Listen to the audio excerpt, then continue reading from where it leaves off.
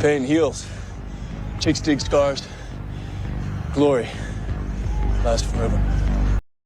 Welcome back to the channel. Thank you so much for checking out this video. Hope you're having a fantastic day. Shout out to the 19.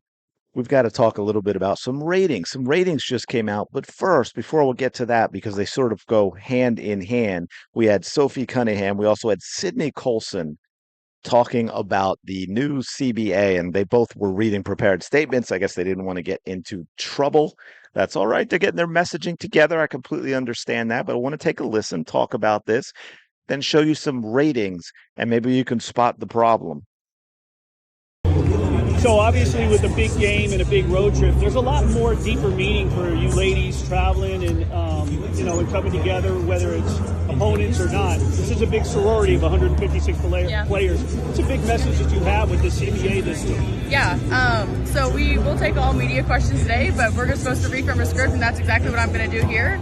On behalf of my teammates and every member of our union, I want to be very clear that we remain committed to negotiating the next CBA with the league and the teams in good faith and privately, but we do want to set the record straight, not for the headlines, but for the fans who support us and deserve transparency. What's at stake?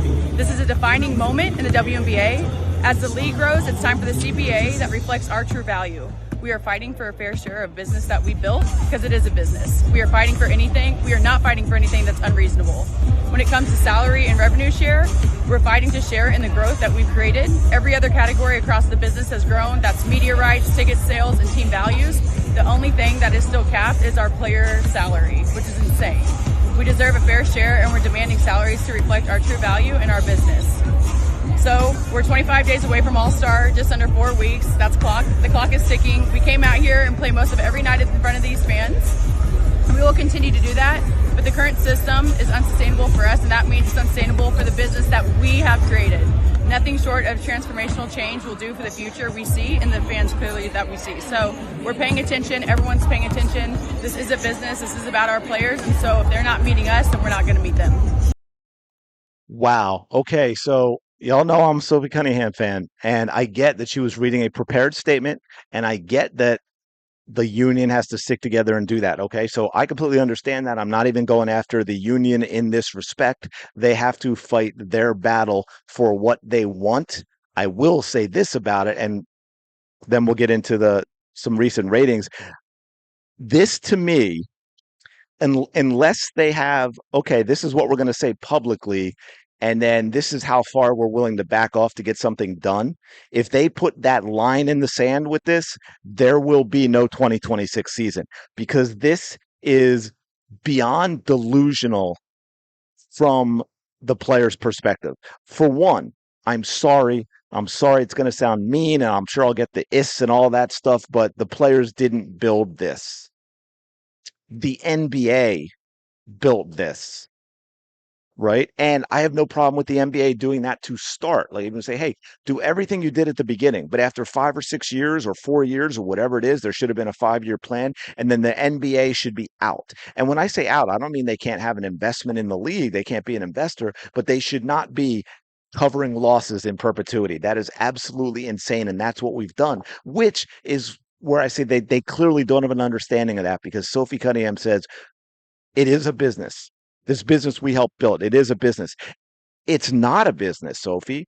It should be a business. It's supposed to be a business. However, if it were a business, you wouldn't be playing right now, because the league would have folded 25 years ago. It's a charity.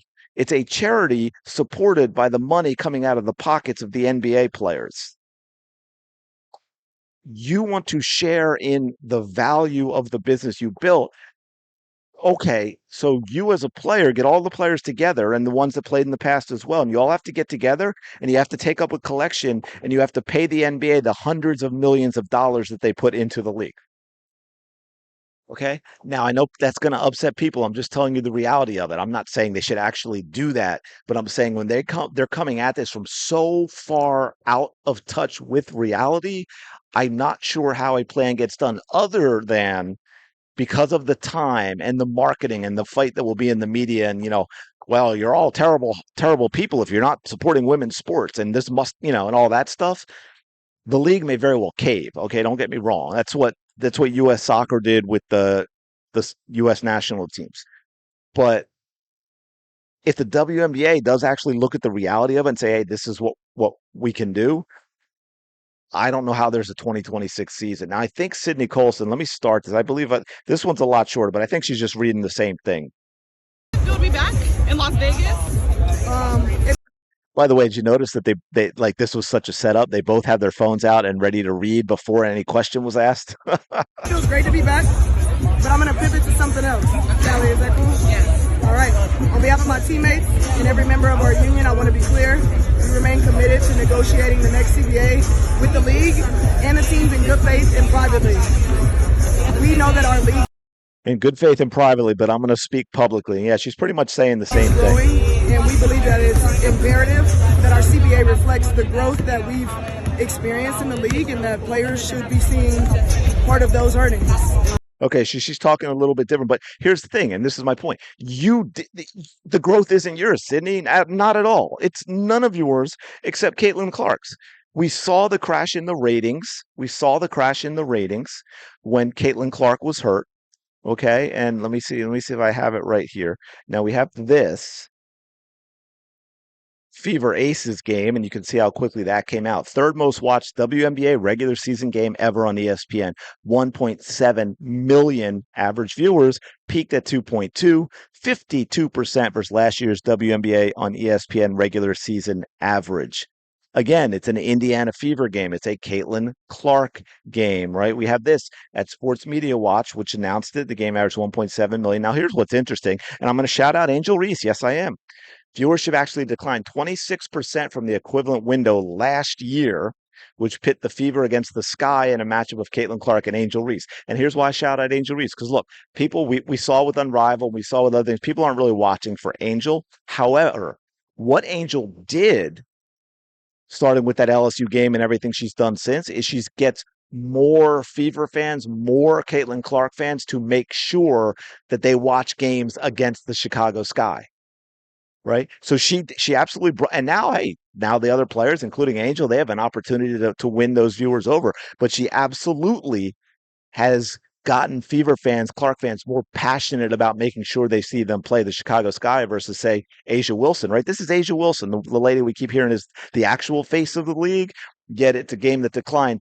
I mean, 1.7 million, it's third most in ESPN, insane number, but it's still 26% decline from Angel Reese the year before. Now, to that point, also, if we go down, remember this? We go down, we're going to keep scrolling down real quick.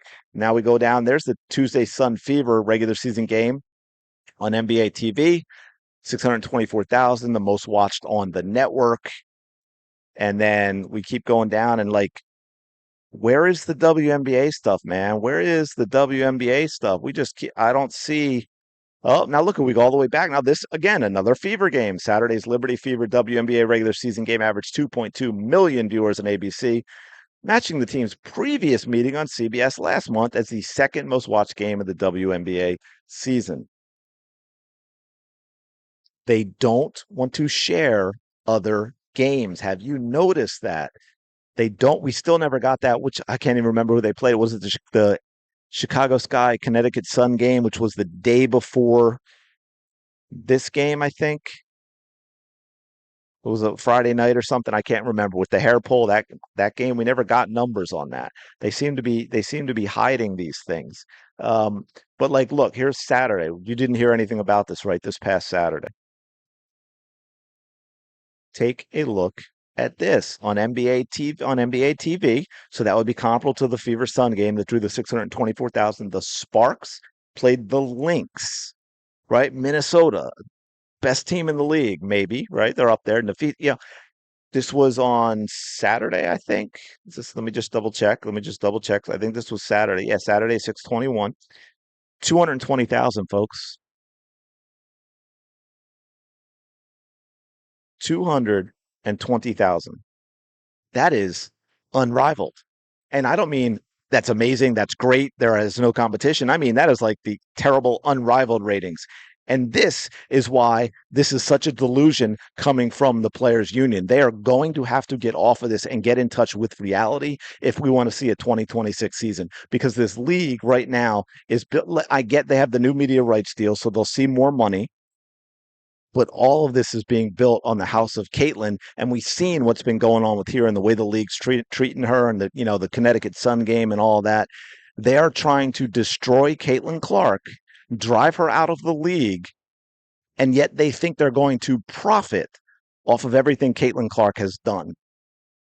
If the WNBA has anybody making decisions that is not an absolute moron, and I don't have any faith in that, the players won't even get close to what they want. They're not in the same universe as the reality of what they should be getting because they haven't grown anything. They haven't grown the league from the start. They haven't grown it recently. They've done nothing to add to getting anything more than they've already gotten.